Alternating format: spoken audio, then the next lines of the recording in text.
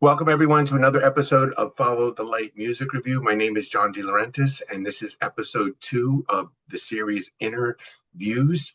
And today I have the distinct pleasure of having as my guest PJ Bostic, also known as Paul Roraback, solo artist, one of the founders of grunge rock band GRAMMATRAIN, and of course, busy with a lot of other musical ventures as well along the years.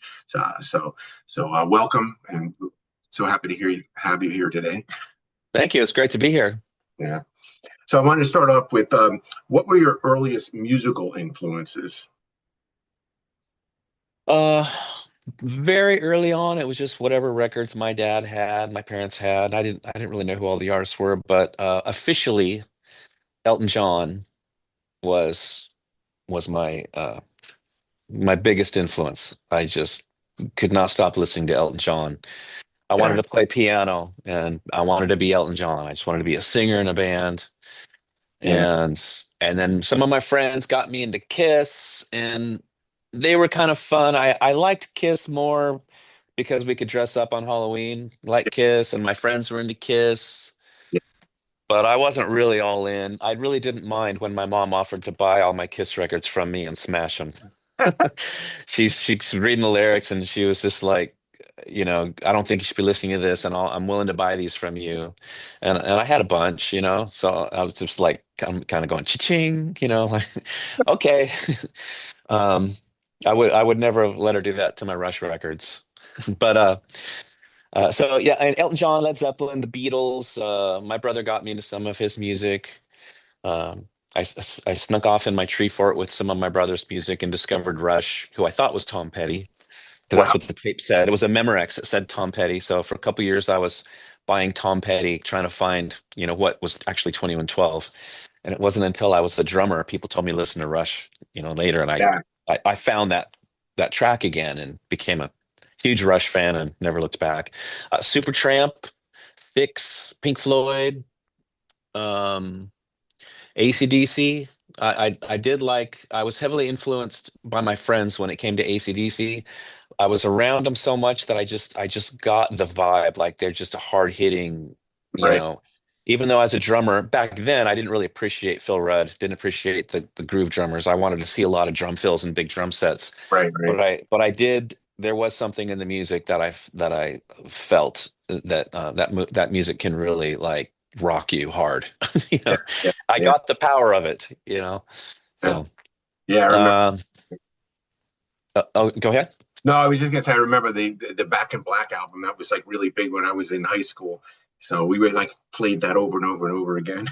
Hmm. All of my friends and things, and then and an early band that I was in, we actually played a couple other songs from that album, like when we did this like live battle of the bands or something like that. Because I'm a guitar player. Oh, Um, nice. although I haven't played it in a couple of years now, but yeah, guitar was my instrument. Actually started out with the piano, but Yeah, guitar, me too. yeah, Piano is the perfect instrument to start on because technically it's a percussion instrument, yeah, and you're learning rhythm and scales, timing, all that kind of stuff, and you can go from the piano to any instrument, I believe, yeah, and it'll launch you in any direction and serve you. I didn't come great on piano. I can dabble with piano, and I like seeing. I don't know much about music theory either, but what little I know, I like how you can visualize it on the keyboard. That's just the best place to see it rather than a guitar. right, The nice thing about guitar, as you know, is like one mode, you just slide it up and it's the same mode. But on a piano, right. everything's different. You slide it up and suddenly you can't just play the same mode, if you will. It's going to change the key if you do that. So, Yeah, yeah, yeah. It's a good instrument. I think I started it too early. I was like 6 years old, so I mm, did like a number. So then when we got into the rock and roll, and the guitar was like cool. It was portable. You could take it with you and play. So that kind of became my instrument at that point. But I kind of regret that I didn't like learn more of it to keep me up. too. You know. Me too. My problem was I was learning the music by ear before I could learn to read it. And so I thought back then that you had to learn to read the notes like a classical pianist in order to play piano. I didn't understand anything about just learning some theory. I wish Right. someone had just showed me basic music theory and how you can craft chords and what you're hearing in Right. those chords and the keys. I mean, I think I would have done a lot more on piano if someone had shown me that Yeah. Yeah. kind of thing. Theory's great. Yeah, that's I kind of did the same thing with the ear, learning by ear. Learning well because with the guitar I could learn off I could hear a record and then just pick it up myself on the guitar. So kind of keeps you away from the theory, but the theory is good to All know. right.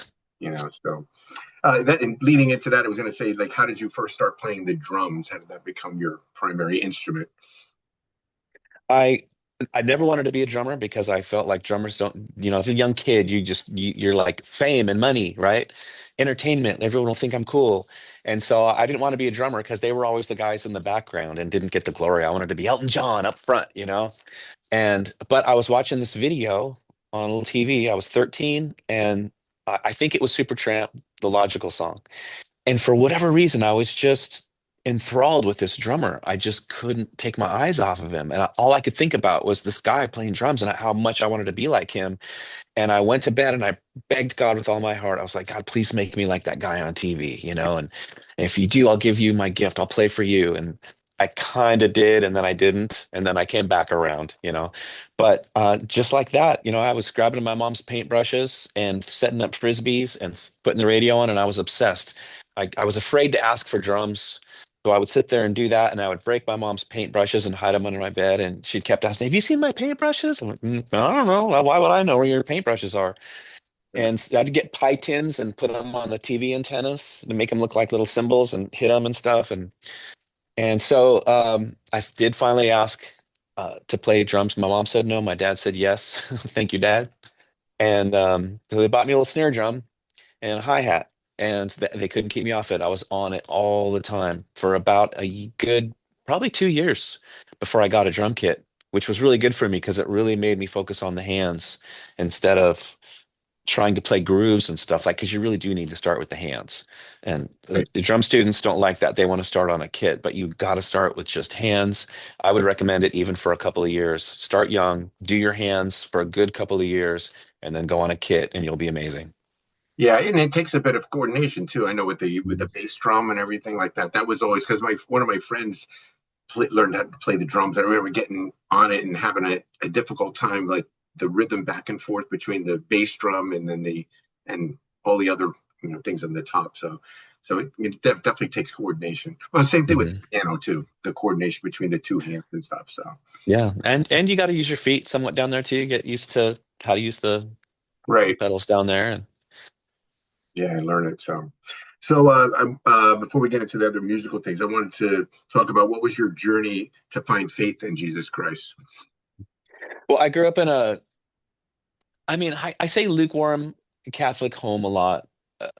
My grandma and my mom were devout, maybe more religious and superstitious kind of Catholics. And I'm not saying all Catholics are like that. I'm just saying they were. If my mom spilled salt, she'd throw it over her shoulder and stuff. Right. Isn't that what you're supposed to do if you spill salt or something? And it was. So I grew up. I went to Catholic church with my mom from time to time. And again, please, this is just my experience. I'm not trying to say anything at the moment, but I was just, I didn't understand anything they were talking about. I didn't get anything out of it. I just thought I was going to know who God was, and I was excited about that. But when I get there, I didn't felt like I didn't learn anything about God, and the statues Right. were always creepy to me. Like they just made me feel uncomfortable. Yeah. For some reason. I know some people like, my wife is Catholic and she thinks all that's beautiful and loves it. But to this day, it still makes me Mhm. uncomfortable. Like some of the art, some of the statues and stuff. Um, so I grew up believing in God, but more felt like he was there to, sorry about that. Yeah, that's okay. Pros Should first. turn my notifications off here. Did I disappear? Now you're back. Yeah. Yeah, you just froze for a few seconds. Okay, as long as I'm back, it's Yep. mine's still kind of messed up, but I'll fix it later. So where was I? Okay, so I just felt like I believed in God with all my heart, didn't know who he was, and thought that he was more there to punish me if I did something wrong. And I felt like I scared of him, just really afraid of him. And just, I was such a messed up kid and I was doing so many things wrong. I just felt like I was probably going to hell because of the things I was doing. And I just didn't have a chance, you know. And, but yet I still, in my heart, I still really wanted to know who God was. And I never quit believing in him. And then finally, when I was a teenager, we moved to Kingston, Washington, and our neighbors, the Rasmussens, they had a really great relationship with the Lord.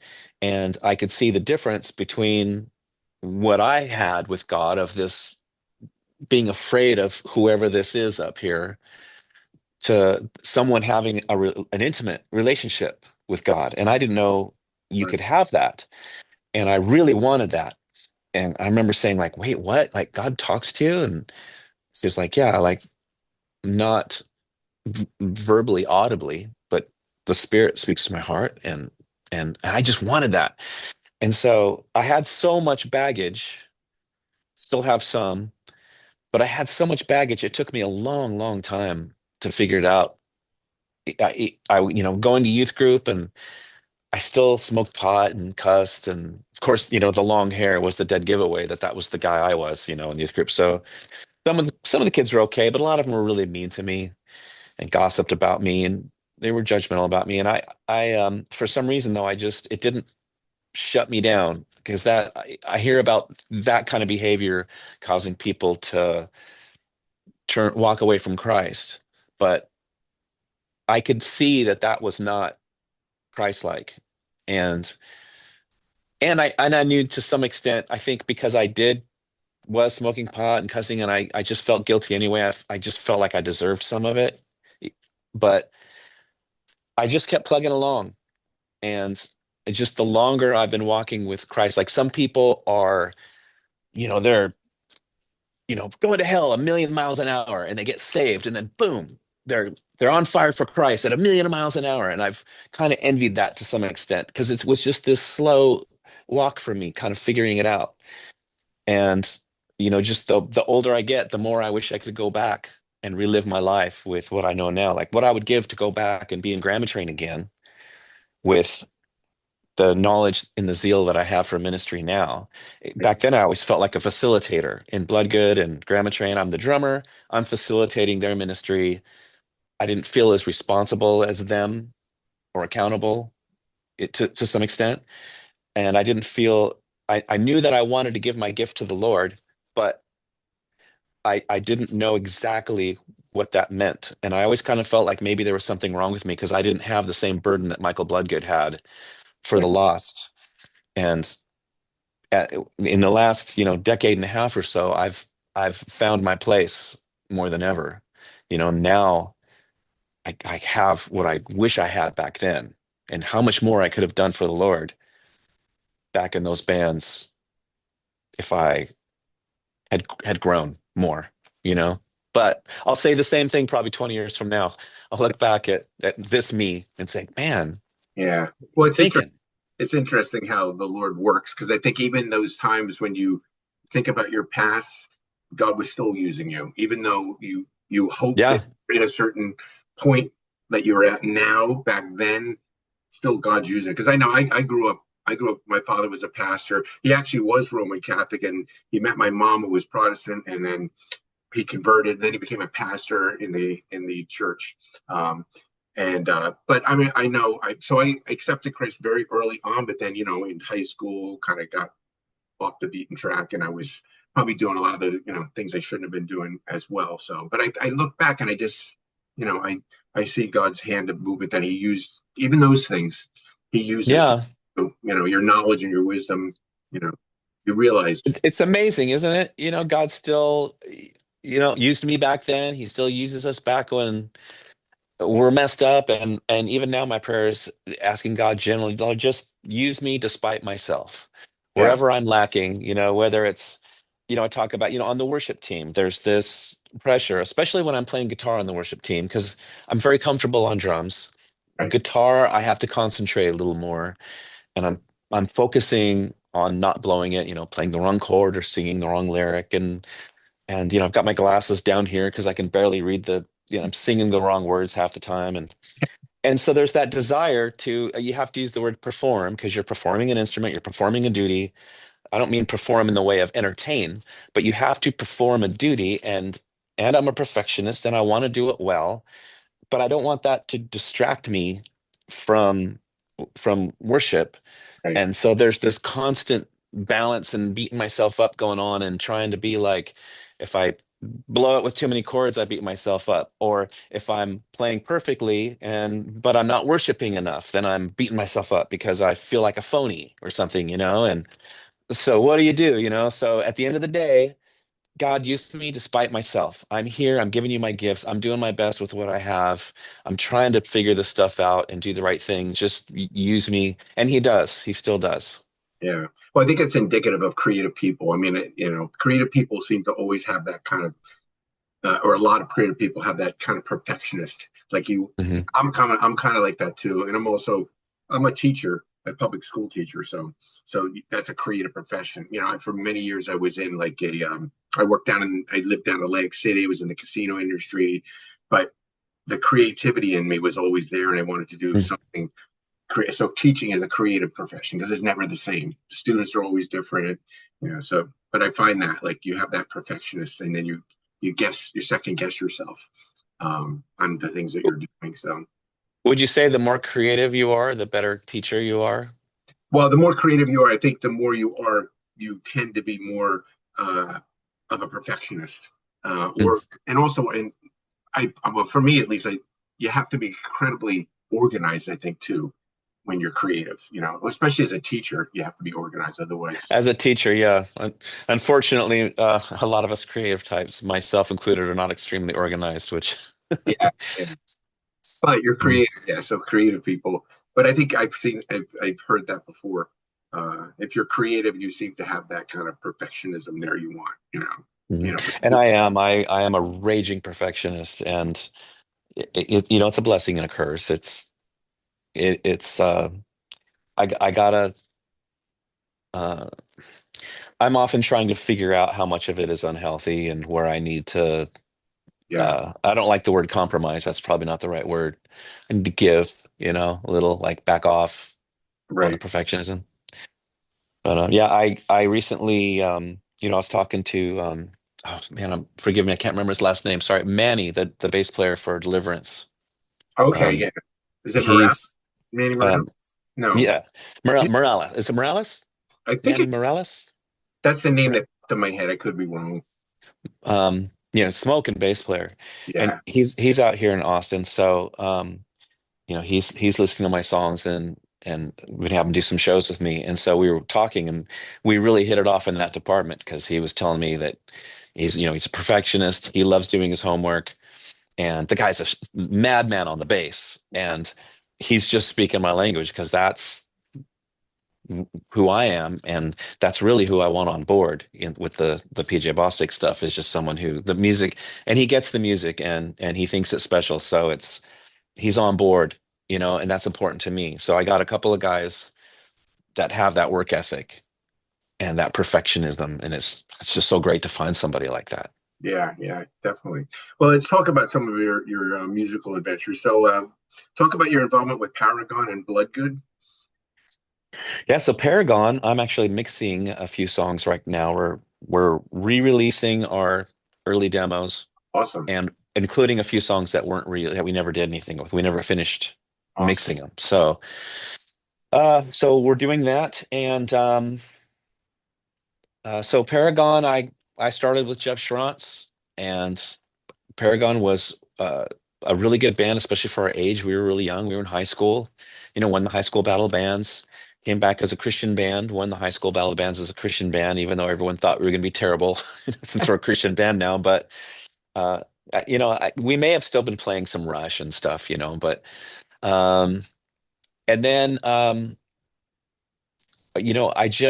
moved to Seattle and quit the band and joined Red Rain with Craig Church and Eric Wayne, who ended up being a Holy Soldier. Right, right. And we in that band for a couple of years, and we didn't really do much. And I'm a really highly motivated person, and I want stuff to happen, So I ended up joining Bloodgood and toured with them for a couple of years. I met them when Paragon warmed up for them at the Moore Theater, and it was neat because Jeff was happened to be in an airport in somewhere else in the country. And we were planning on going to see Barren Cross and Bloodgood in Seattle. And he ran into Barren Cross in the airport and he was like, "Hey man, I'm looking forward to seeing you guys in Seattle." And they said, "Oh, we just had to cancel that show. We can't make it." And so we came back and we contacted Bloodgood and said, "Hey, we understand that you might not have an opener." And Bloodgood was praying about it, and they were considering us and some other band. I didn't know they even knew who we were. So they just kind of took that as, well, maybe this is, the Lord kind of answering our prayer on who we're supposed to bring on. So they let us warm up for him, and that's how I was introduced to them. And when I was in Seattle, I I knew that I was taking voice lessons from Les Carlson's wife, Joyce, and I just had a feeling. I don't always feel this way, but I did this time. I just had a feeling that they needed a drummer and I was going to be their drummer. I can't really explain that. People can call me crazy. So I asked her about it, and sure enough, they needed a drummer, and so I auditioned. And first time I did a big tour like that, it was pretty exciting for me. It was especially going to Europe, playing for those big crowds over there was Wow. really exciting. Yeah. Yeah, I remember Paragon. I think my first introduction to them was that underground metal compilation, and you Mm. guys had a song on there too. So I remember from back then. So um, let me see. When did you start? Because we talked a little bit about this, but when did you start learning the other instruments you play? Your guitar, the bass, the keyboards. I know you said you started out with the piano, but obviously you went back to all those instruments and learned them quite well. Mhm. Thank you. Sound really good Well, on the recordings. yeah, for my 15th birthday, my parents bought me a guitar. I really didn't want a guitar. I wanted drum gear, and I was honestly really upset when she bought me the guitar. I didn't show it. I smiled and said thank you, and but they really wanted me to have a guitar and wanted me to learn guitar, and they were telling me all the reasons that I should learn guitar also, and they could see that I was talented, and so got me a guitar. I didn't play it much. I dabbled for really I got it when I was 15. It wasn't until I was in GRAMMATRAIN and I had written a couple of the songs for GRAMMATRAIN. Um, just and so I guess around the 90s is when I started picking it up a little more and found out with grunge you can just turn down to D and use one finger. That was easy. So I wrote a couple songs and dropped D, and then Epiphone gave me a guitar, and so it made me inspired my first nice electric guitar. I still have it, and I've used it on all my recordings. And I just got more and more serious about it. But when I really flipped the switch on the guitar was when, just after being in so many bands that had broken up. And as a drummer, it's very frustrating. Right. And I even tried to, I got so frustrated that I I decided I'm going to hire myself out. So I worked for Terry Bozzio. I toured with him for a few years as his drum tech. I was hired with Monty Montgomery, playing drums for him, and I even toured with a country band, and just different projects around town, different people around town, local artists and touring artists.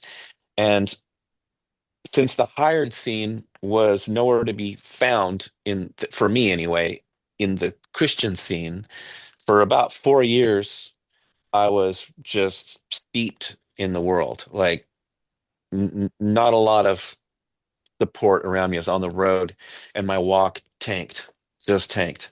And I didn't see it for a while. It was, I don't know if I was in denial or if it was just happened so slowly, but I do remember looking in the mirror and being so depressed and just sort of disgusted. Like, who am I? Like, I believe very much in integrity, and I just felt like I was lacking integrity, and I was just like, this isn't who I am, is it?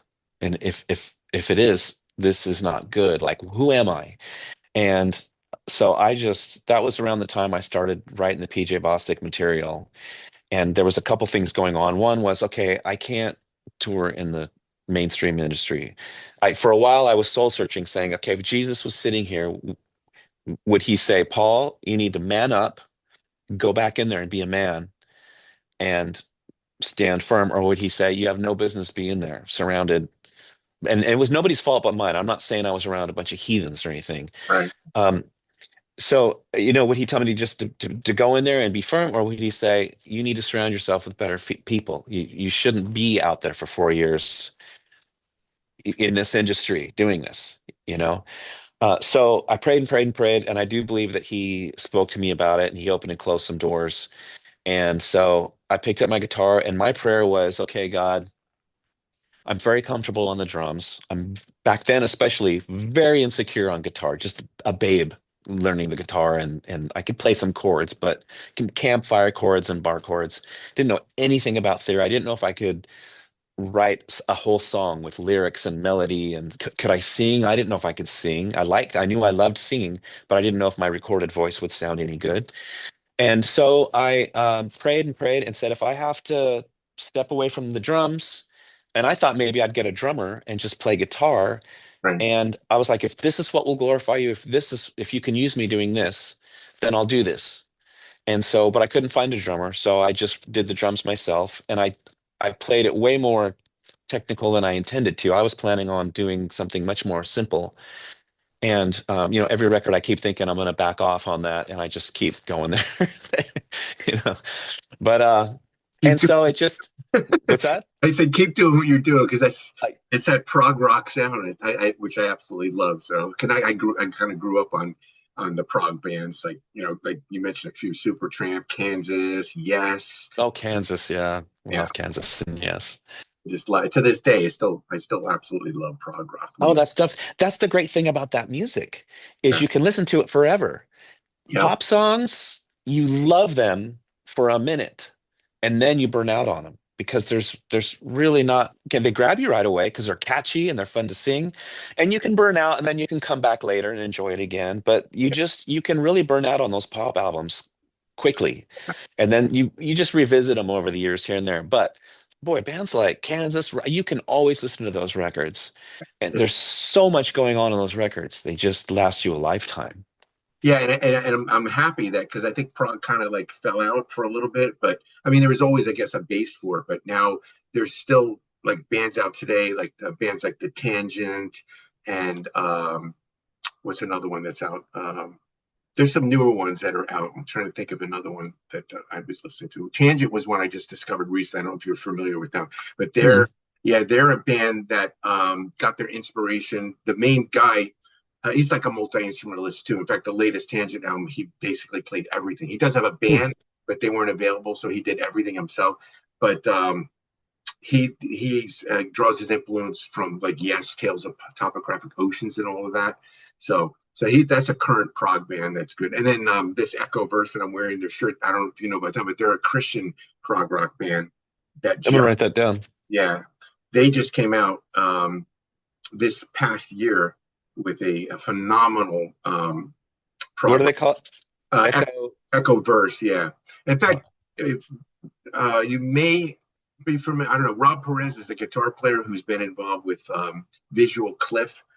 I don't know if you're familiar with them. But they've been around for a while, but they're like they have their debut album has a 30-minute epic on it, which nice. yeah. So it's just Yes, those are my kind of boys yeah. right there.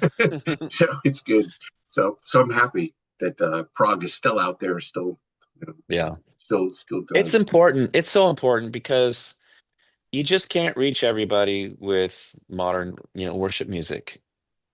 You Yeah, just can't. and that's what a You, lot of it is now. Like a lot of what's in the like when I like was listening to Christian music in the 70s, the 80s, and the 90s, it was different than what's today. Today it's almost all worship music, Mhm. and nothing wrong with worship music, but like I want to hear rock, I want to hear prog, I want to Yeah. hear metal, I want to hear variety, and so I think a lot of it's gone into like maybe the more independent labels that's releasing it, so it's still out there. But the mainstream labels, I think that's what their focus is primarily. It's just on that. So I'm really out of kind Yeah. of like that outside of my church, worship songs in my church services. I'm kind of out of touch. Like, what's the popular artists that are on the mainstream Christian Mhm. labels now? I'm not as I'm not as Yeah, adept at that now, knowing that. it's it's tough because um well, first of all, for worship music, we need to have songs that are easy to sing, Right, so that's fine. And that's what I want too. If I'm going to church, if there's a song that's too wordy and all over the place and super melodic, I'll notice that, and I'll even be like, I can't sing that. That's not really a good song to sing during worship service. That's somebody who wants to go sing a solo or something. And even if I admire the construction of the verse or whatever, the musical construction, but then you have, as far as people doing concerts, it makes sense that they want to bring in the bands that are going to bring in the most people. right, And that's your modern day worship or your popular Christian rock bands. And why would you bring some prog band in when only if you do that, you might get 40 people there, or if you're a good promoter and the maybe anybody knows about that, you might get 100 or 200 if you're lucky. But even if it's just that 40, my take is those 40 people are important and they need to be reached, and they're not going to be reached by some of these other bands. And I know this because that's what happened to me. I was figuring out my Christianity when I was in Paragon, and there was this local in this small town of Paulsbo, this progressive rock band that was playing, and I went to go see them play. There was probably 40 people there, but something that they said, 'cause they were a good band, something they said caused me to, I went up to the drummer, who at the time was an acquaintance. He's a very good friend of mine now. And I said, man, I'm going to quit Paragon, and I want to play for Jesus. I want to be a, a Christian artist, and I want to have the impact on other people that you just had on me. And it took them to put me there. And I'd been to a bunch of worship services, and I'd seen Amy Grant, and none of those bands made me like want to be a Christian artist. But this little band, these five people in this little church, well, it was a big church, but it really spoke to me and it changed me.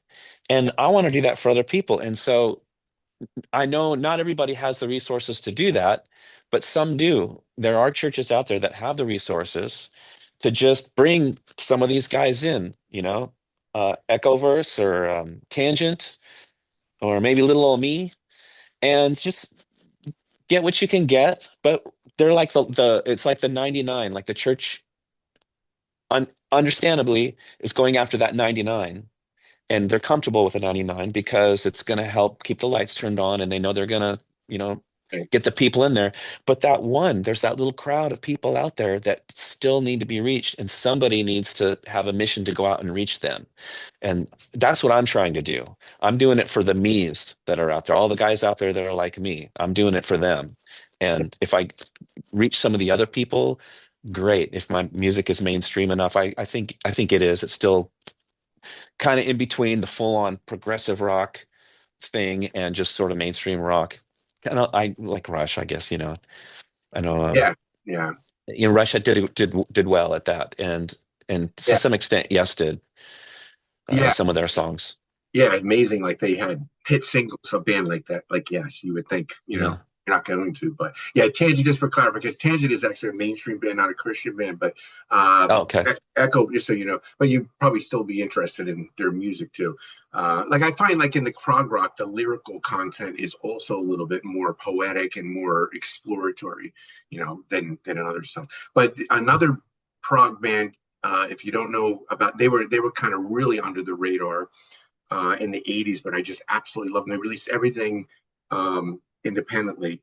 They were called Damascus, and because I'm the copy editor for Rock Productions, Retroactive, and Garter Music. So they were a band that just recently I talked with Rock's Records about getting their stuff. And this happened last year. I said, can you get their independent cassettes released on CD? So their complete anthology just came out, and then the main um, songwriter of that band, Tom McCowan, just came out with another one for you to check out, an album called Undoubting Thomas, which just came out, just released. So it's another prog. So it's encouraging because it's like Christian prog that you don't hear as much about, over the years. Like Mm. your stuff, his stuff. Like I'm really excited to see like more of that. And there's definitely an audience for it. You know, I think it Yeah, may be big, like you said. It's not the Amy Grant audience, but it's still an audience right. for it. And it's still very relevant. And even like, the work that I did with Paragon, I had no idea that I would be looking back now and realizing that so many people still cared about who that band was, Yeah, thinking that the work I did back then was gonna affect people and also be one of the pioneering Christian metal bands. right. You know, even though like at the time I thought I made up Christian rock. I didn't know about Res Band or Daniel Band yet. I was listening to Sweet Comfort Band and Brian Duncan and stuff. And then I came across Daniel Band was my Rush. That was as close as I could get to Rush. Canadian But too. but I was passionate, man. I really like at some point I was like, man, a Christian rock band, that would just be so cool. Why not? And I think Paragon also did a good job of being, yeah, sort of a prog rock band, but still the music is very accessible. Yeah, And definitely. um, yeah. And Jeff, man, he I still lift him up as an amazing musician. That guy is just he's just seasoned. He's got a nice he did a solo on my new album. Yeah, I saw And that. I knew he'd pour his heart into it. I knew it would be great. And it was everything and more than I expected. Like Jeff Schrantz is just, he's had an influence on me even as a musician. Yeah, Amazing musician. yeah. We had some And hitters on there. Phil Kagi as well on Mhm. there. Phil Keaggy, yeah. Yeah, Yeah, I'm still kind of pinching myself over that one. yeah.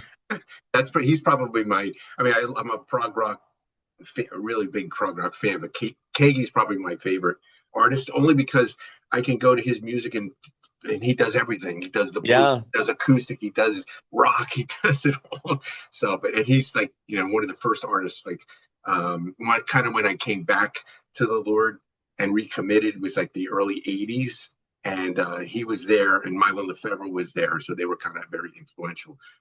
But then, like the prog, when I discovered there was some Christian prog, I was very excited too. And Kiki's, of course, Kiki just did the Cosmic Cathedral album, Yeah. it's prog rock. So What an amazing. yeah, he fits right in there. Yeah, what a Yeah. selection of musicians for that. Yeah, I guess my timing was good, getting Yeah, him on that's my how. record because he's officially in the prog rock. I mean, even though, I've known him as somebody who I might call him progressive, a progressive rock artist, but he hasn't really been in that club with the prog rock artists. He's just a brilliant musician who can do everything. But now, with Neil Morris, he's officially in the club. Like it's stamped, approved. He's got a certificate now.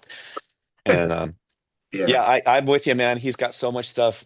My favorite album of his, people are surprised to hear, is Wind in the Wheat. I love falling asleep to that album. I put it on at night and I just love listening to it, or when I'm going on a long drive, yep. unless That's it makes me too sleepy. But it's just such a beautiful album. And then you put headphones on with that album and it's just beautiful. Yeah, that's definitely one of my favorites. And I like Beyond Nature too, the acoustic one. Mhm. It's just fantastic. But yeah, yeah, really good stuff. Let me see what else I have here. I wanted to talk about what is the background for how GRAMMATRAIN was formed. You mentioned them a little bit, but how did that all come together? Well, so GRAMMATRAIN in '93, we did our last show. They broke up. They got back together later, of course, but they broke up in '93. We did our last show in Casper, Wyoming, and went home. And Michael Blood started a Bible study called, oh, what was it called? It'll come to me. Anyway, he started a Bible study, and we did sort of a rock and roll worship thing. We had some fun. We played some cheeky covers that we changed the lyrics to, and we weren't taking ourselves real seriously. It was all just fun. And so David Safiro I think, was giving lessons to Pete, guitar lessons. And so he introduced Pete to Michael Bloodgood, and thus I ended up on this worship team with him. And Pete and I kind of got to know each other, and we just talked about writing some music, and so we did. And my brother Dalton was living with us, so we grabbed him and we got in a room and just started riffing. And I could not believe the chemistry right away and Yeah. the energy that was in that room. I knew we had something right away. But we were looking for a singer. We didn't have a singer, and one day Pete just showed me this tape. He's like, "Hey, what do I sang this song. What do you think about this? You think I could sing for the band? You think it's any good, And listening to it, I was like, "Yeah, I think this sounds pretty good." Yeah. He still was finding himself. Everything was there. And I remember at the time thinking it still needed a little something, but hoping he would develop that, and he certainly did. And so we just started having him sing. We got a little PA that was barely loud enough to hear the vocals over the. It was so loud, so loud. All the bands I had been in really were very, very loud bands. And so we just wrote and wrote and wrote, and we just started booking gigs and playing like crazy. And in no time, we were playing every weekend. We were rehearsing 3 or 4 nights a week. We were always hanging out together. The chemistry was just, we could read each other's mind, and we were signed, I think, within a year. It didn't take long for us to get signed. We were very, very lucky. That does not happen for very many bands. So within 2 years, we were on the road touring with Petra. People were shocked when, how long have you been together? Oh, about a year and a half. Yeah. Yeah. So very, very lucky to get signed to a record like a label like Forefront, and be put out there with those bands touring, and have a label like that believe in us like they did. And Yeah. What was it? Because you had done the cassette demo, and then you also did what's called the Clock album. yeah. Was that what part of what led to the Forefront record deal? Was it because of that materially? Yeah, the Clock album got played. It was getting played on a lot of radio stations, but particularly Nashville. And I could be wrong about this, but the way I think I understand this is that a lot of the labels would listen to this Okay. station, this show, and hear these new bands, because we were suddenly getting calls from several labels. And we met with two labels. And it's funny because there was one label that called, and they said something like they didn't really like Pete's singing. And we're kind of being like, oh, we think you need another singer, but we're willing to work with you, and we'll kind of help develop him maybe, or da da da da da. And I was like, uh, well, I don't know about that. Give us a call later, whatever. And so at some point, there were so many labels calling us that I remember just totally blowing that guy off. Like, it was kind of fun blowing this label guy off, and like, yeah, he's the guy that was being kind of derogatory towards us. And I didn't really know what to say to him. I just was like, yeah, we'll talk about it. But we had all these other labels coming to us, and so I was like, and then Eddie was one of the two labels that flew out to see us, and he fought hard. Like, he really was pitching Forefront and telling me all the reasons why we needed to be on Forefront, and why I could trust him. And I was leery. I didn't have a lot of experience, but I had more than Pete and Dalton, and I felt like all the weight was on me to make sure we signed a good deal. I felt like their future was in kind of like funneled, like they were trusting me too, and that weight was, I felt it, and I was scared to death to even make a decision. But Eddie convinced me, and they took good care of us. And in all honesty, there were times I took things for granted. Um, in fact, I just sent Eddie my album just to share it with him, and I put a little note in there and told him, when I say sorry for being such a pain. I wasn't always a pain, but once in a while I was. Yeah. And I certainly could have shown more gratitude for what they did for us. Well, now there's a resurgence of interest in GRAMMATRAIN because now we have the Clock album being reissued. That should be, well, it's on sale now, so it's getting a reboot on vinyl and CD with the bonus tracks on there as well. So, and then Gerda Records released the deluxe editions Hmm. of the Lonely House and the Flying. Which have you seen those yet? Have you I've seen? seen pictures of them. I Uh, still gotta reach out to everybody and get my copies because this is yeah, I the don't have my copies yet. Oh, nice. That's great. yeah, and Oh, then I can't. it has. Can you see it? I don't know if you can see it really well. That's beautiful. That's nice. And it also has the collector cards. Oh, I didn't know they were doing that. Yeah, they did them for both of them. So that's Lonely House, and this is the flying one. Yeah, I'm gonna have to get on the phone and Yeah, they just came out. I just gotta let them know how many I want or whatever, and Yeah, or they're send both because I think they need to know how many they're sending to me and how many they're sending to Pete and Dalton and whatever. And so yeah, they I just gotta get on that. great. They're great. That's really neat. Like I mean, it's an honor to have just to have that interest still and have Yeah, and these labels that want to use their resources to invest in putting this stuff back out there. yeah, I know You because know? I've done a few postings about it on Facebook, and there's a lot of people like saying there's interest. They're Mhm. liking it. They're saying, "Oh, I ordered it." So it's like a rebirth of Mhm. rediscovering that music from that time. So it's cool. Yeah. And I stand by that music, man. It was like that GRAMMATRAIN was a good band. And They were really good, really tight. And it sounds great. I didn't get a chance to listen to. I started listening to the because I just got these, but I was listening to Lonely House. I mean, I have like I'm kind of like an audiophile, so I have like a whole me separate too. system. I got, in fact, I still have my original um, Mach 2 Realistic speakers because Realistic was known for really great speakers, stereo Hmm. speakers, and I still have them from. I guess I got them like maybe, probably in the '90s. So they're hooked up to. So and then I have a separate receiver, separate CD player, and all that stuff. So I was listening to it on my big speakers, blasting. Nice. That makes a difference, doesn't it? It really does. If you have good stuff, good speakers or good headphones, I think too many people are listening through headphones that are kind of garbage. Luckily, the AirPods sound good. Like they actually sound decent. Yeah, I can do those. Got some good low end. My ears are unfortunately that my earballs are huge. And I still haven't found an earbud that's big enough. I've scoured for like extra, extra large. I can never get them in there all the way. So I'm missing out some of the yeah, sounds, like it doesn't lock in. I need to get those custom when they pour stuff in your ear and get like the custom yeah, yeah. I need to do that. I tend to still use. I'm kind of, I guess, old school. I have like the regular headphones with Hmm. this is stuff. That's kind of what I still listen to. But yeah, I know a lot of them are listening through these little really cheap.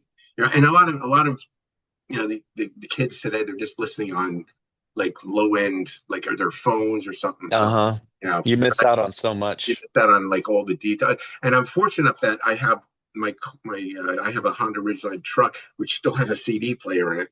Because I listen on CD all the time. Like they took CDs out of cars, which is an unfortunate thing, but it sounds good. You can listen in those Mhm. two realms and hear it. So um, So, I'm wondering if I don't know how you would hash this out to find out if this is true, but I can only guess that when people grow up listening to music on their iPhone, that less people are going to be inspired to play music. When you hear music with headphones and you hear that guitar, you hear the cabinet right next to your face, you yeah, hear the power, or you're listening on a really nice system and you feel the low end of that bass guitar or yep, those keyboards and the lead and the things that are going around in circles, the things that are moving, and there's a guitar here, and then the lead comes in here, and then those are the kind of things to me that really inspire people to want to play music. yep. And I think an iPhone or something can inspire people to be a songwriter, which is fine. But as far as trying to create anything that's going to take you anywhere, it seems like if you're missing out on that experience, how can you even know that it exists to Right. want to create it in the first place? Yeah, and I mean that's what I grew up with. We would have like my friends. We'd all get together, and like a couple of my really close friends growing up were both musicians. They're still musicians today. They're kind of local musicians, but they still play.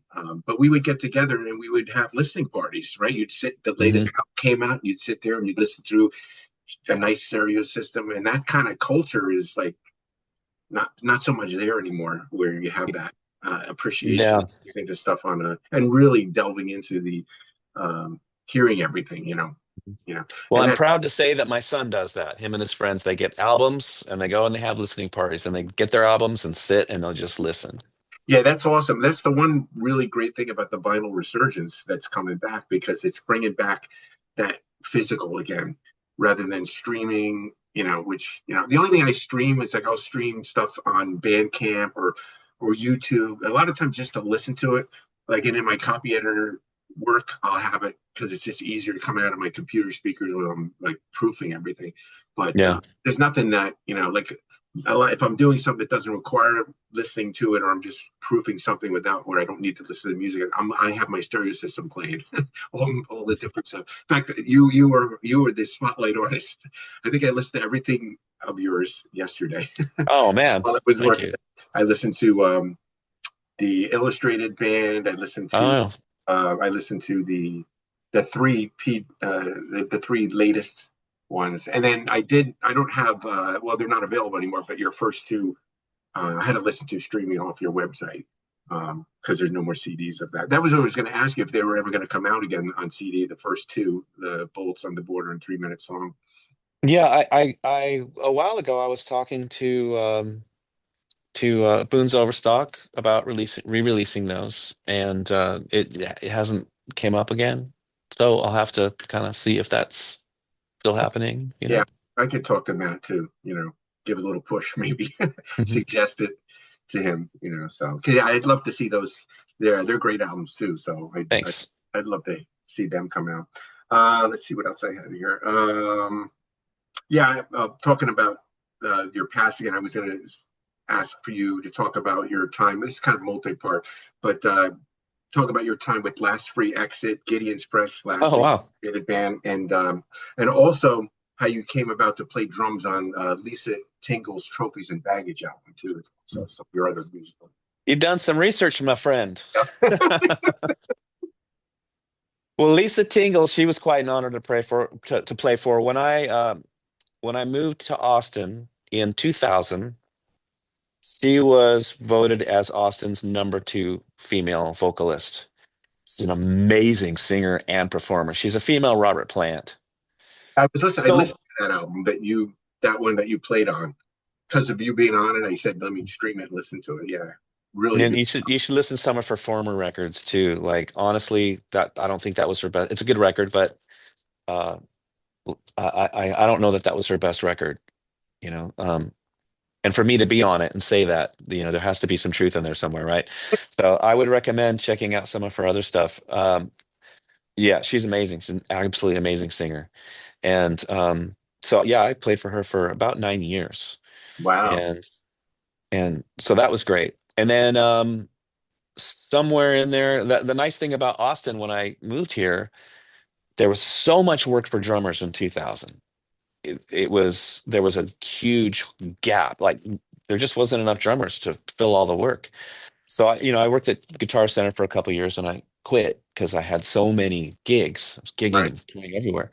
And Last Free Exit was one of those bands, and that was my first jam band experience.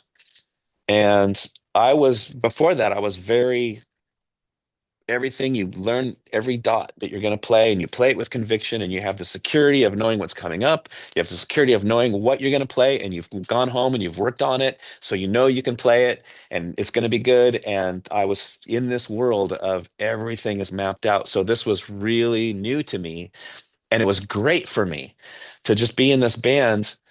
uh so much of it was off the cuff. In fact, the first show I did with them, uh we rehearsed a set, sort of, we kind of get the basic idea of what we're doing, and I'm already a little uncomfortable, but I'm like, okay, I'm gonna be in a jam band.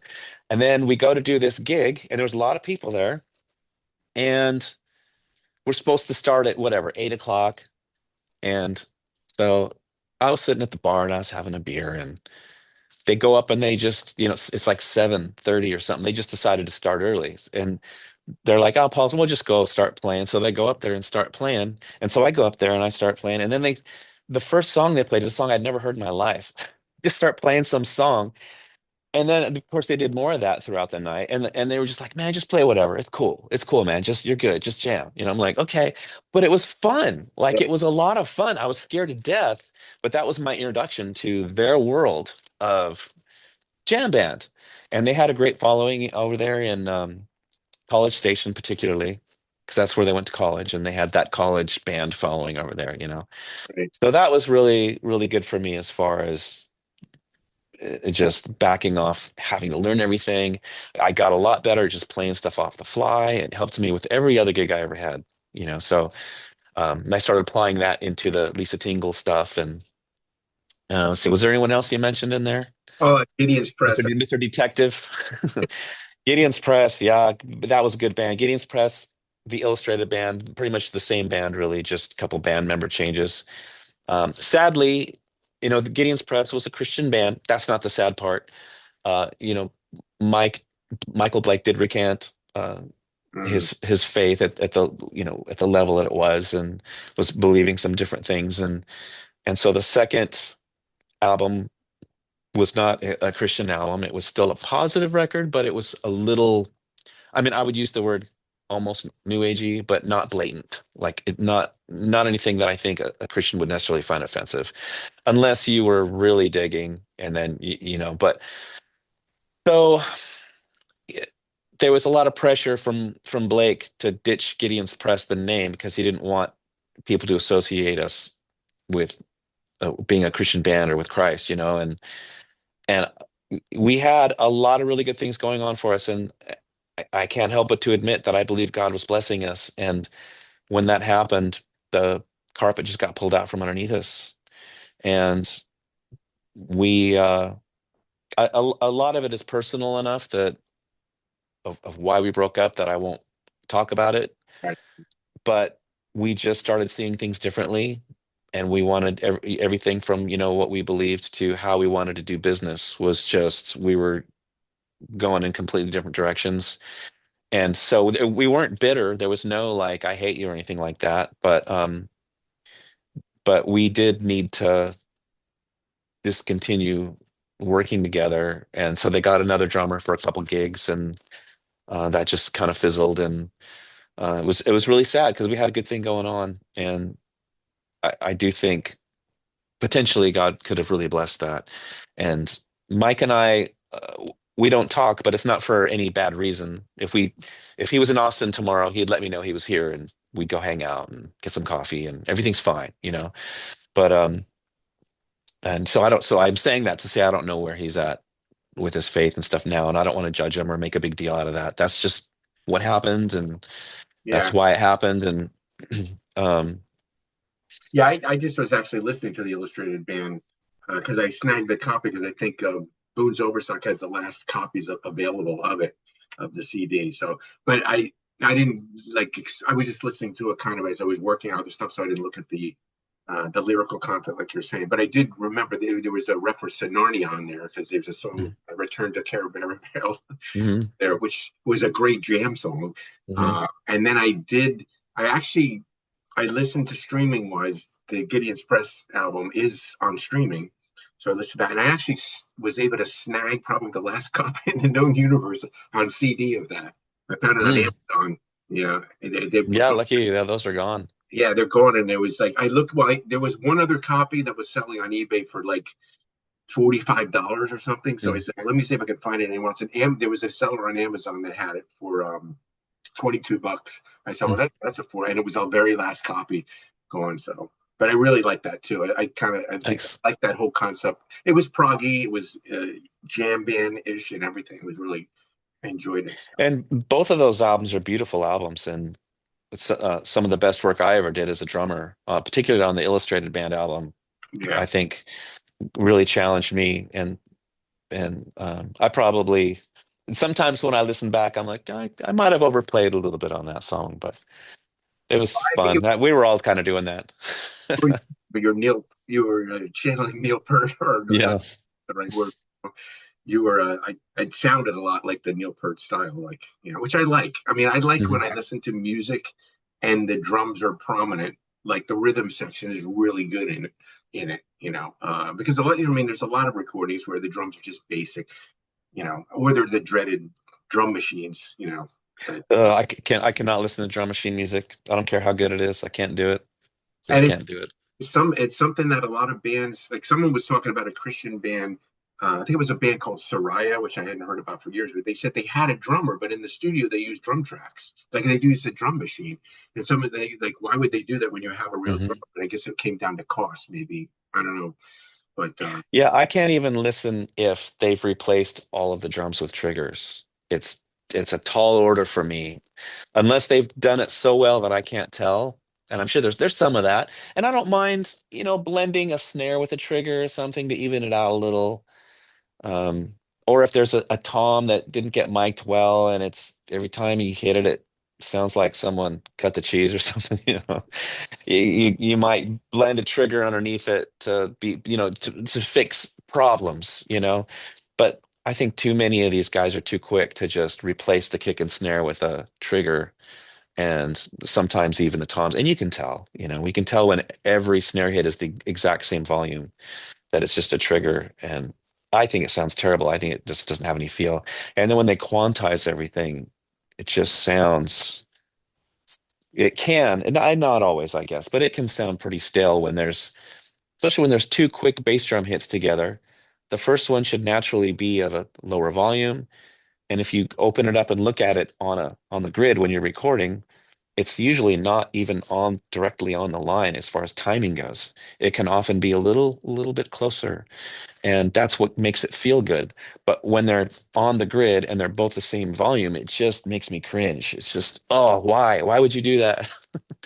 I think the only album that there's one album I can point to, and of course it was a different type of style of music. The only album I really thought the drum programming was good was on Adam Again when they did their 10 songs by Adam Again. There was drums. They did get a real drummer after that, but that sounded okay the way it was. But it kind of goes in hand with the danger of this AI music thing, which is really disturbing. Like that Mhm. people are creating music by AI, and it's like for me that's not even music.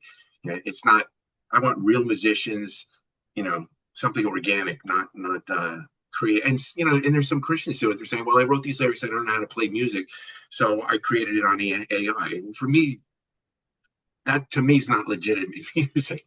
Maybe your Yeah, lyrics I think, are, but not the AI music.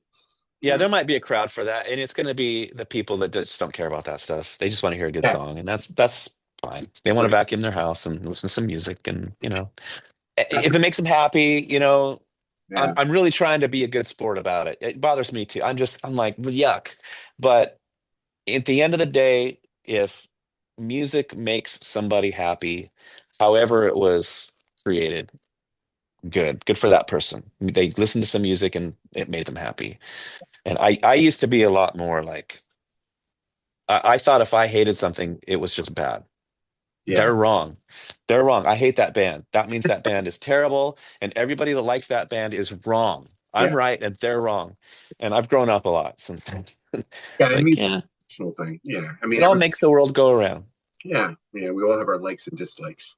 Hmm. It's good. Let's see what else I had here for you. Oh, I just thought this was good to ask here. I know it's been talked about before, but what led you to the decision to begin recording solo albums under the name PJ Bostic? And can you relate the story about behind the choice of why you are using that name Bostic instead of Roraback? Well, I am actually a Bostic is my heritage. And I didn't know this until I was in GRAMMATRAIN and my grandfather flew up to Seattle. I didn't have a relationship with him because when I was younger, I worshipped my grandfather when I was a little kid, but he and my dad had a falling out.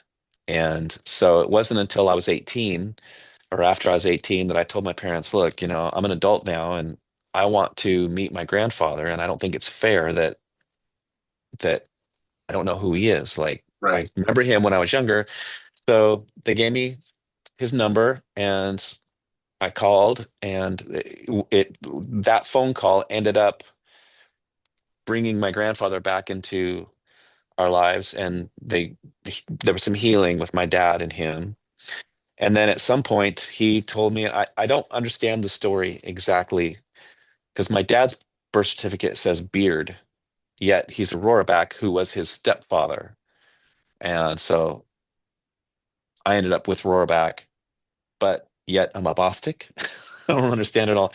I think maybe my grandfather also found out later that he was a Bostic. That's all I can guess. Like maybe he went by Beard and then found out he was Bostic, and so it was important to him. Yeah, I'm guessing.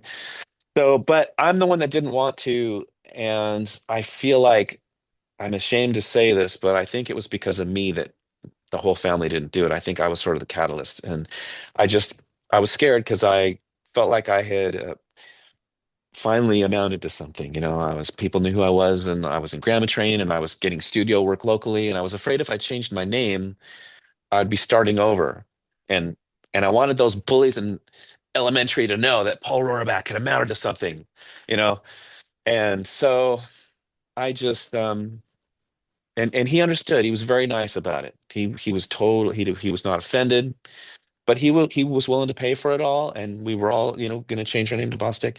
And so when I started this, I thought I'm going to honor my father. I do regret not letting him do that. I'm going to honor my grandfather and just go by PJ Bostic. Paul Joseph is my name, Paul Joseph Roraback. And so I suppose if I had the resources to change my name legally, uh, I know it's costly and it's a pain. Yeah. I would do it, but I just don't really have the resources, and I don't know that has to be done. It would be a nice thing to be able to do to honor him, but and to carry on the family name. It's sad that the Bostic line, his other son died Mhm. and didn't have family, so the Bostic ends with him, and it's a little sad. And from what I understand, my dad's stepfather, Roraback, was not a good man, and so I could really care less about carrying on his name. you Right. know. But Yeah. we're here. This is where we are, and Yeah. we're doing things our way, and Yeah. And you make yeah, yourself a name under Bostic in that yeah. way. You are honoring his memory. So And maybe I will change it someday legally. yeah. Yeah. All right, let's see what else I had here. I wanted to talk about what is your process for composing songs? Because obviously, when you're creating, you're playing pretty much all the instruments. Like, what is your process for composition? I was laughing because I was actually in an interview where someone asked me that, and I got out my phone and I was showing how I just sing little things into my Yeah. phone. And so I just randomly, I knew I was taking a risk. I didn't know this was in there, but I I hit play, and it was me just going. And then I remember doing it because I was messing with my kids. I was making these noises, and then I was using the Bluetooth to put it on the speaker in the room that they were in. And then I'm like, so I was connected to it, and they were all in there. And then I hit play, and it would make those noises while I'm in this room. But it's so funny that out of the like 250 things in there of song ideas, that one was one that I randomly picked. But so that's what I do. I'll sing ideas, or if I'm playing my guitar and there's a cool riff, I'll record it. And then when it's time to start working on a record, which I think might be around the corner for me here, um, then I just go through and I listen to it and I find out that 90% of it is garbage, and there's 10% that I can work with. There's maybe 12 or 15 ideas, and I'll start messing around with them, and the ideas that take off and spurn more ideas, I'll go with. Sometimes, rarely, I'll have a cool drum beat and I'll record it and then craft some sort of a guitar line or bass line around the drum idea. And so I'll act as if I'm recording a record. I'll have my verses and I'll cut and paste, move the songs around. I'll record different drum beats. I'll record the vocals, the harmonies, the leads, everything. And so many of my friends have told me when they hear the pre-production, they're like, "Why don't you just release this? This sounds great." And I'm like, "No, you don't understand. Like, it's going to sound much better than this." And they all think I'm crazy. Yeah. But then they always see that I'm right. I record the whole thing over again. That process is just to get it.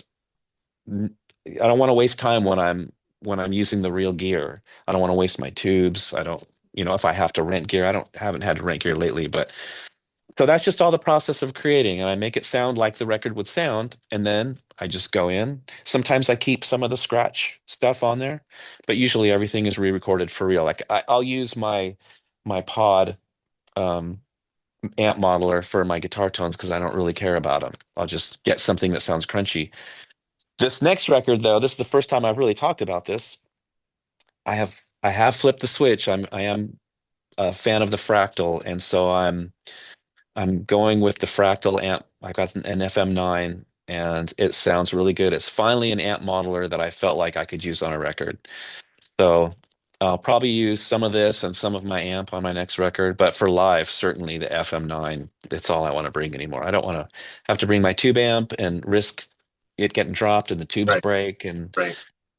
so yeah, So and then yeah, so I'll just sit there and do that until it's done and record it. And so you're basically you start more with the music and then you add the lyrics later. Yeah, yeah, the lyrics are last, and I have books and books of poetry and journals and stuff, and I always think I'm going to use those, and sometimes I'll grab from those, but I'll usually, as I'm writing the melodies, I'll start making words up and just whatever's on my mind and whatever's either burdening me or vexing me or whatever I'm excited about. Those things they'll just start to come out as I'm making up these melodies. I'll hear the melody and start singing something and be like, oh, it's kind of nice. I'll go in that direction, and then I'll just craft some lyrics around that and I'm digging through my journals to see if there's anything I can glean from those. But usually most of it is kind of off the cuff and in the beginning, and right. then I have to think about it when I'm finishing the song and finding out what I really think about it.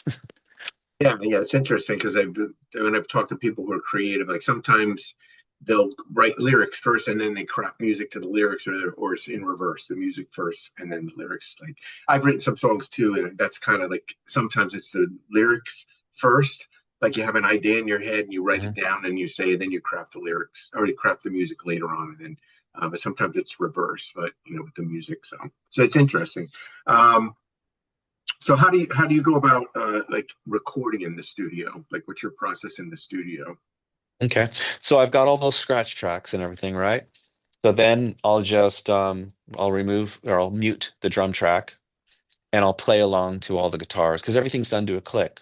Right. So I'll memorize the drum part as much as I can, and then I'll record it. And then sometimes, if there's a section I'm not real good at, either I'm either I need to play the part 20 times to get it right, or I haven't learned it. I don't mind stopping and listening and okay, what did I record here? Okay, I do like that. And then I'll learn it again and then just punch myself in and play it for that section. And same with guitars. Like that's the hard part for me is going back and relearning my guitar parts because sometimes I play these chords that are nuts, and I'm isolating it and I'm looping it. I'm just trying to pick out one note at a time. What was I playing there? And some of these chords in pre-production, I had to play one chord at a time and punch in that chord and punch in the next chord because maybe some of the chords are new. I'm not as familiar with them. Right. And I had no intention of playing the last album live. I'd given up. So I was not at all worried about learning these songs, and I had more harmonies on it. Yeah. And of course, now here I am, and I'm playing live now, and so I'm having to learn these songs. And there was some hard chords in there, man. I did have to practice really hard on guitar to learn these songs, and it was really good for me. Yeah. Yeah. And I don't know what we're gonna do about harmonies. I really don't want to put, I'm playing live to drum tracks, and I have the drums on the screen of me playing Yeah. the drums because I can't find a drummer. And so I want to play though. So this is my compromise. I think it's a fair compromise. And so it's tempting just to throw some harmonies on there too. And I was going to until after Immortal Fest last year, one of the artists was just getting ripped apart for Um, using whole story. tracks. And I'm like, well, Rush does it, I mean, all these great bands, a lot of them sticks, I'm sure they probably do it. Yeah. But I know Rush does. And so now I'm kind of afraid to do that. I'm like, am I going to get pummeled if I do that? Is it okay since I'm using drum tracks? Can I just throw a couple on there? But I'm like, at least for now, I'm not doing that. There's a little bit of keyboards because it doesn't make sense for me to hire a guy to hit one note once in a while. Right. And Right. or, and I don't have a cello player. I'm not going to bring a cello player for one song. So I have some tracks for that. Yeah. But I think my guitar player is gonna start singing some of those harmonies. And I'm just, gonna kind of do it Zeppelin style, just make the live experience a little different, even if it's less, but at least it'll be real. I Right. might throw vocal tracks on there someday. I even thought about making it a joke and just making this big announcement about how like there are no vocal tracks. This is all from us. We don't do that. I just want you to know that we got drum tracks, but no drum tracks. And then Yeah. saying we're going to start with an a cappella number and then going up to the mic and just making weird mouth and having the whole choir like hallelujah, hallelujah, Yeah. Yeah. hallelujah, Yeah. and just kind of mocking the whole thing Yeah. Yeah. and then doing it. I don't know. I might have some fun with it. We'll see. Yeah. At the end of the day, I get to do whatever I want, so I will. Yeah. Yeah. Um, so I also wanted to talk about you have some family members that performed on the keyboards on Faith of Least Resistance, and Coda plays the marching snare on the Hope in the Winter stage. So I was going to talk about how you got them involved, the family involved, and were they interested? Were you kind of were they drafted in, or how did that all come about? A little of both. I didn't push too hard. I was hoping they would want to. I've had the instruments out for whoever's interested. Right. And at that time, Faithfully's Resistance, Casney was into the keyboards and he was into Dream Theater. And so I had him play on some stuff and that was really neat. He enjoyed it. And then Coda, yeah, he was cool with being on it, just doing some marching snare stuff. So I mean, I wasn't heavy-handed, but I was strongly encouraging him, like, man, I just want you to look back someday and say you were on Dad's album, and um Ocean sings harmony in I did a cover of Give a Little Bit. And there's one part in there where she's singing some harmonies. And let's see who else was on there. I can't remember if Kai did anything. I've encouraged him. Kai and I are going to work on some stuff together. He programs music with MIDI, and we've talked about working on a project together. Cool. So, yeah, the instruments are there. My son, he's got his corner of the studio here. He's got a big old drum set back there, and he's got his guitars hanging on the wall. He's a multi-instrumentalist too, and he's very driven, like I am. I haven't met a lot of people that have the drive that I have, which maybe it's unhealthy. Maybe that's a bad sign, but I'm so driven. I'm just so driven to just do something, and that's him too. He's really frustrated because he just can't find guys in school that are as driven as he is. He's got a bass player that's on board, and he's had other guys kind of come and go. And man, he's a really great drummer. He's only 16, but he's killing it on the drums. Awesome. Yeah, in Uh, fact, we're going to write a song together. I'm going to release this. I don't have it yet, but that's my plan, God willing.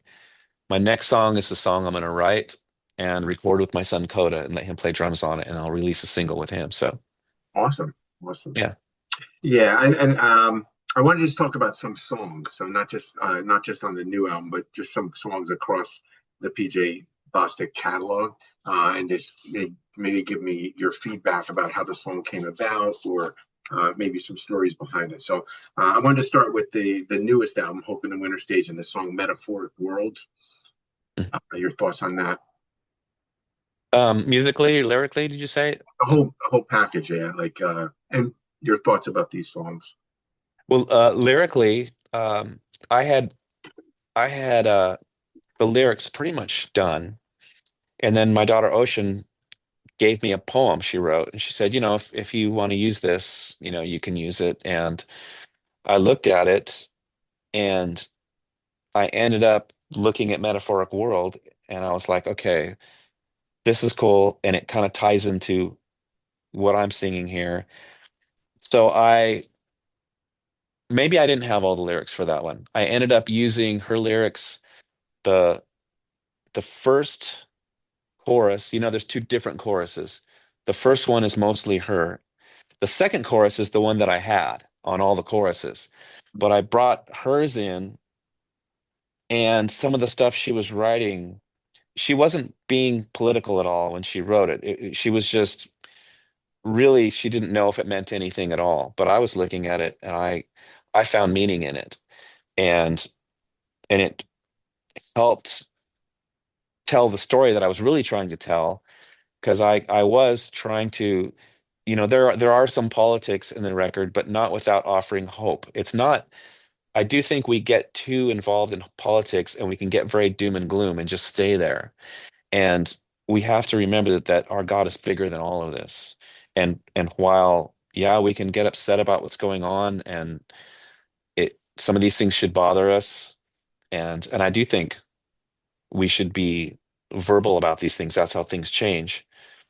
Um, I think we can't get so obsessed with it that we forget that our God is bigger than all of it. And that's the hope in the winter stage. That's the name of the album. I believe we're going through a winter stage in the world, and there is hope through all of this. And Uh, so I felt like that song, this was the first album I was this excited about the lyrics for. I was so excited that there's lyrics that someone can sing driving down the road that can lift them up. And just the hope that's there, even though there is some ranting. So, and then musically, it was certainly one of the harder songs to pull off. Took a lot longer to write, and the drums were like, I'm not looking forward to recreating it when I have to do it live, because that's going to be a lot of work for me to re-record the drum tracks and videotape them. I'm gonna have to learn the song and then learn the guitars, and that's going to be a tough one. I do want to play it live someday, though. yeah, yeah, that's a great song. Well, it's your epic on there, right? It's like 10 minutes. Yeah, got to have a 10-minute epic on there once in a while. It's my second 10-minute song, I think. Yeah, yeah, cool. Next one was well, this is another probably epic one, is the Unmasking the Emergent Wolf from the Faith of Least Resistance. Kind of another epic in parts on the album too. Can you talk about that one? The song, or the song Faith Yeah, of Least Resistance? the song. Yeah, that song, I almost called that song a letter to Richard Rohr. And I just didn't know if I'd get sued or something. And then I thought about calling it Faith of Least Resistance, and then in parentheses, a letter to Richard Rohr. And I thought, well, I should probably, maybe I should talk to an attorney to know, like, if I put his name on there. I don't know what people can do. If can he sue me for slander or something? But I know I can talk about it. So yeah, that was written to Richard Rohr, who has absolutely poisoned Christianity with his like new agey, with the Enneagram. And a lot of people don't know about the Enneagram. They don't know where it came from. They don't know its history and its roots. It is absolutely from the occult, and it's demonic. And why you would want to have anything, if you have full knowledge of the Enneagram and where it came from, why you would want anything to do with it as a Christian? I mean, you might as well do tarot cards or play with the Ouija board. Right. It's all the same. And so I saw the Enneagram getting popular in Christianity, even at one of the churches that I was involved with. And people just don't know. And people don't know about Richard Rohr either. A lot of people, they really like he says so little in his wordy, crafty, uplifting, happy, um, like they're the daily, what do you, like the daily, what's the word I'm looking for? I mean, yeah, um, Um, you just your daily reading or what, it's just like, let's just read this happy little floaty thing that most of the time he's really not even saying anything, but he does sneak in some of this new agey stuff. And if you really go there with Richard Rohr and you read his books and you listen to him talk, you start finding out that he's an absolute heretic. He's completely off the rails.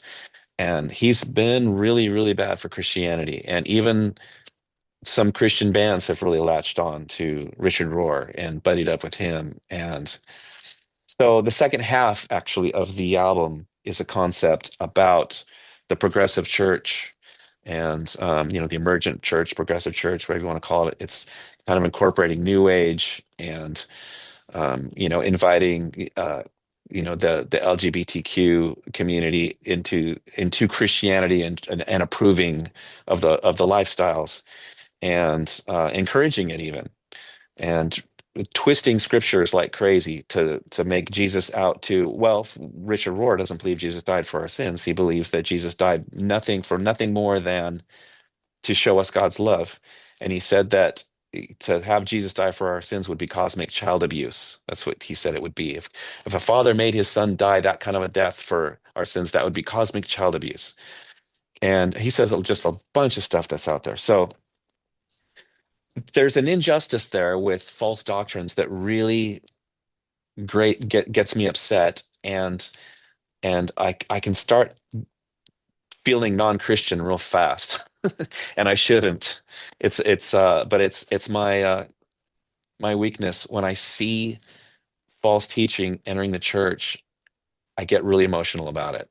I get really I get angry, probably too angry over it, you know. I need to you know, hate and I certainly don't hate anybody that like I don't even hate Richard Rohr, but I need to realize it's the doctrine that I hate, you know, not Richard. He's lost, he's confused, and I hope he recants and comes back around and sets everybody straight. Yeah, yeah. All right, good. Next one is Light Me On from Light Me On, obviously. That's one of Yeah, my favorite that's songs too. oh Like good. catalog. That's that's one that's going to be in the live set we're working on. So that one came from the I started a drum beat. You know, I recorded a drum beat, and then that's the drum beat in the beginning of Light Me On, and then I just wrote kind of a bass riff around that, and then added some guitars, and each piece sort of inspired the next piece, you know, musically, and then I would see where can I go from here, and I would write this, and I just liked that one. That one was just kind of a nice, you know, I openly admit that I'm a sinner. I admit that there's tension in my life where the man that I am is not the man that I want to be. And I mean, we all need to be there.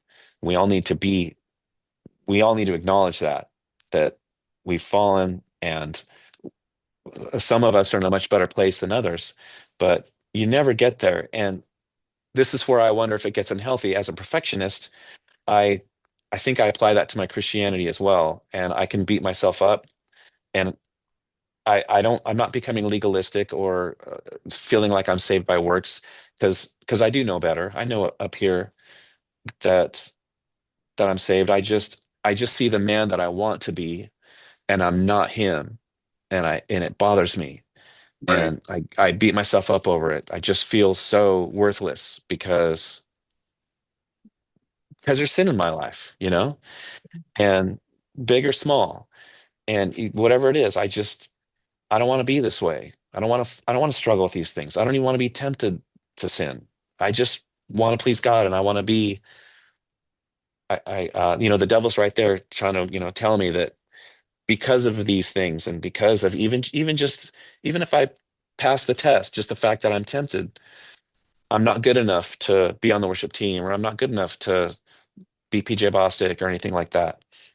And that's what I wrote the song Secrets about, is just standing up to that voice and Right. just saying, I'm just, I have to continue to make that decision. I'm not going to listen to that voice. I'm not going to let that voice shut me down. I know I'm just being a perfectionist, just being hard on myself. Just going to get up, do the best I can. If I fall down, I'm going to get back up again. Yeah. Good perspective. Um, the next one was I Walked Away from Bolts on the Border.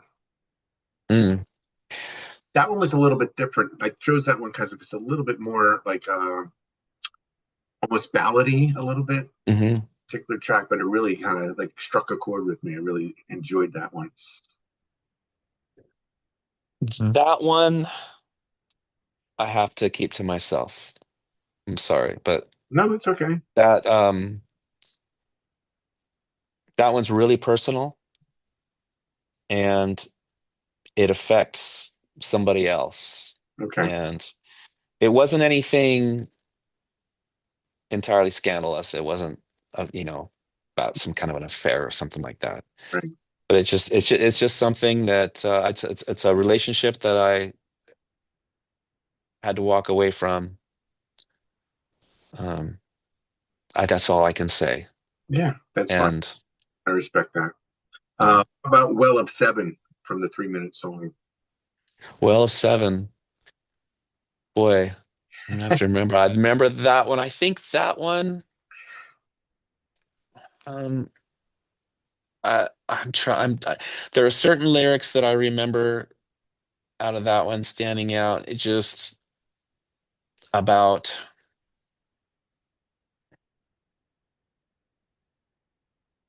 I'd probably have to think about that one a little deeper, but I feel like that one was about biblical truth. Is that right? I felt like that one was just my burden of yeah, I'd have to read the lyrics again to really go through that one And forgive me if you sent me these questions ahead of time and I didn't do my I don't homework. know. I didn't. I'm Okay. just, I did. I haven't heard that one in a long, long time. Yeah. That Yep. Just that listen one to is one of my favorites. But I think it was I think I'm addressing some atheist points of view in that song, and reason, and just to me, like, scripture just makes sense. I know I grew up with Christianity, so you know people could say it's the Stoic, cause. If everything's caused because I grew up with Christianity my life, there's no other outcome for me than I'm just going to believe in Christianity. But I really do believe that I just used my own common sense, and I looked at it and I could have rejected it and walked away from it, or accepted it, and I just kept looking at the facts on the ground, and I just kept reading my Bible and looking at other religions, and just seeing like these other religions just don't add up, right. and Christianity does. And I'd look around me and see in creation and everything, something had to create this. Like, there's no way this came from nothing. Yeah. So God's there. He's there. And who is he? And which ones of these makes the most sense? And the Bible, historically, and as far as its consistency of what it teaches, this is all coming from the same God. All these books. You're Yep. not getting one book that's preaching out in left field. Some would argue that they are, but uh, when you study it, you find the thread Oh, through yeah. all the books, There. and there's just no way this book isn't true. And even the documents, people think it's the phone game. It's not. We have the fact that we have so many documents is amazing that we can compare it to. Like, it's Yeah. legit. The Bible's legit. You can believe it. Yeah, definitely. Yeah, and just like you were saying, like the order in the universe. Like I think I was reading something recently about, they said the intricacy of just the ear, the way it is designed is like there's no way it could just be put together like that by chance. Hmm. It just doesn't make sense. Yeah. You pick the ear, the heart, the eyeball, your digestive system, Yeah, so many, your brain, all of these things. yeah, There's just no way they all just, yeah, there's just no way. yeah. Was there? Takes, Yeah, go ahead. this has been said a million times, but I believe it really does take more faith to believe that there's no God than to believe in a God. The hard part, I think, is believing that God can love you. That's where we can get caught up, I think. I mean, God's there, but I can see why people struggle with, why would God want anything to do with me? I understand that part. And we all need to get over that Yeah, because he does love us. And yeah, that's what that Bible tells us. yeah, yeah. And it's the truth. Mhm. Is there any like Grammar Train songs? I'm not picking a particular one, but are there any particular Grammar Train songs that you tend to find that those were your favorite, or you have like a musically that you liked the best, or Hmm. lyrically maybe across the Grammar Train catalog? Um, you know, I was thinking about this the other day. I'll always have different thoughts on that depending on what day you ask me. But Yeah. since I was just thinking about this the other day, I remember thinking how much I liked playing Fuse live. Mm, And how simple of a drum beat that is. I don't think there's any drum fills. I think there's a snare fill, but it's not a big drum song. It's just doon, doon, doon, doon, doon, like yeah. for almost the whole song. But I loved playing that song live. The energy in Yeah. that song was so fun. And of course, I'm a little partial to Rocket Ship and Sell Your Soul because I wrote the music for those. And if I ever did a GRAMMATRAIN song live, I'd probably do Rocket Ship. Yeah. Um, I do think Jonah's a great song. I picked Jonah. When we did that record, I was like, this should be the first song. This is the hit. And the guys were kind of doubting me on that. And then Eddie DeGarmo came and listened, and he was like, Jonah's the song. And I was like, yeah, I was right. And that was the song that made number one. I've thought about doing, in the same way that I did the Amy Grant cover and the Dry Bones. I can't remember her name. I did those covers and I turned them a little proggy. I've I've I've got a version of Jonah in my head that I might do someday, that kind of goes there with a little bit of an instrumental section and takes a little journey, and I might play around with Jonah someday and throw a PJ Bostic slant on it for fun. Yeah, well, there's that. I can't remember the title of him, but I know there's that one song that you do on the Bullets on the Border. I think it ends the album. You have it; it's just acoustic and nothing else, and then there's a band version of it in three Yeah, song. Yeah, which I thought was really interesting how you did like the very stripped down version initially, and then it became like this band version, and you would kind of expanded on it. It was really, really good. I can't remember the song. thanks. I'm not alone. That That's song was about yeah, it's about depression. I didn't know it was depression at the time I wrote the song. I yeah, didn't I didn't really know what depression was, and miraculously God has healed me of my depression. He healed it on the spot. It's an amazing story. But I I did finally admit, I just had to admit, I was in denial about depression because it just seems so trendy for an artist to have depression. And it's just, oh, everybody's got depression, and but it got to the point to where I just felt so terrible, and even when I shouldn't have any problem, like everything's fine, and I would just be I was literally in a fetal position with my face against the screen, just trying to breathe air from the outside. And that's when I knew that, like, okay, something's just wrong with me. Like, I shouldn't be feeling this way. And um, I was begging God at church. We were about to go up for communion. I was begging God. I said, whatever this is, depression, I don't know if it's chemical or if it's spiritual, but this is awful. And I was like, God, would you please just take this away from me? And my son was asking me about, he was younger, he was asking me about communion. So we're walking up and I'm explaining communion, what it is. And so we go up and we have communion. I sat down and I noticed it was gone. And I thought, okay, thank you, Jesus. And I was thinking, is this just for now or is this permanent? But it never came back. I could get depressed if something happens. I'm human, right, but I don't have that level of depression for no reason. I still have anxiety, sadly, but yeah, the yeah, depression really is gone. And I'm so grateful for that because that was really tearing me up. It was, I couldn't get anything done. I wasn't very productive. And it was just awful, just awful. yeah. Let me see what else I have left here. Oh, I was just going to. Well, you kind of talked a little bit about this. I was thinking for the musicians in the audience, what gear you were using to record in the studio. If you want to just go over a brief overview of. Yeah. I'm using it's a DW, the Performance series mostly. My I have some Ratatoms on my kit, which I think is more of their custom shop kind of line. My secret weapon on my right here, I guess I don't know if you can see it, is this. I love this thing. It's a pancake gong drum. It's not very expensive, and I use it like crazy. You throw a bass drum mic under that thing and pull out those cardboard frequencies, and it sounds amazing. I've got a Neil Peart signature Edge snare drum, the Starman with the Starman logo on it. Um, Cymbals are all Sabian. I love me some Sabian. I like the brighter series, the AAs sound really nice to me. I mostly play the AA stuff. And for guitars, my main guitar is a Gibson ES 135. And then I've got an Epiphone Noel Gallagher signature that I replaced the pickups with P90s. All my cheap guitars I've replaced with, good pickups. I think that makes a huge difference. Except in my Alex Lifeson Les Paul, I got the Epiphone Alex Lifeson Les Paul. I loved the way it sounded. It sounded great, and I thought, well, cool. If I take these pickups out and I put like a 490T in the bridge and a Seth Lever in the neck position, it'll sound better, right? And so I did that, and then I just hated it.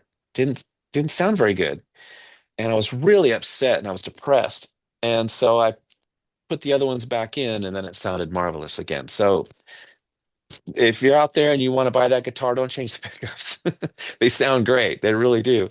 And now, I mean, that's just one of my main. It's got the piezo in it, so I use it in church a lot because if I need to go to the acoustic setting, I can do acoustic. If I'm playing acoustic in church, I'll just use an acoustic, and the acoustic that I want is a Gibson Hummingbird. And I almost bought the Epiphone, the new. It's a Gibson inspired, and I just kept A-Bing it to the Hummingbird and I couldn't buy it. The Hummingbird is just living water to my soul. It just sounds so beautiful. It's just I strum it and it just connects with me. It's so beautiful. And then when I would play the Epiphone version, it sounded nice, very nice, but it just was not the hummingbird. So I decided maybe someday, I'll be able to get a hummingbird. I can't afford $4,000 for a hummingbird right now, so I just use my old Suzuki, or I borrow acoustics for church when I'm playing live. What about for bass guitar? Because your bass sounds Uh, really strong on the. I mean, it sounds really good. You can hear that. It's like sometimes, and the recording is really good too. Because I'm always appreciative when I can hear the bass because there's a lot of musical mhm. albums I listen to. I'm like, where's the bass? I know it's there, but I don't really hear it. But you have But a that's the hardest. That's yeah. hard to mix. The bass is my nemesis. Like mixing bass is takes a long time for me. But I have a Geddy Lee signature jazz. Okay. And no surprise here, I run it through the Geddy Lee Sans amp, the 2112. And that's all I use. I do run it through a compressor before I run it through the Sans amp. And then when I mix it, I run it through a couple of 1176s and throw some EQ on there and stuff. And a de-esser sometimes if there's some clank, because I hit pretty hard. And so use a little de-esser on there. Sometimes you can't fix that stuff. Some basses I think are more clanky, or just even the way if you hit hard, there's a way to do it. For me, I found if you smack it hard enough, that that if that click sound gets crunchy and it ends up being the same volume as the note you're getting, it works. You get a nice chung chung chung chung chung. But if you're trying to play lightly and you're clicking, well, then that clicking volume is way up here, and then your note is way down here, and then it's a nightmare to try to get that out of there.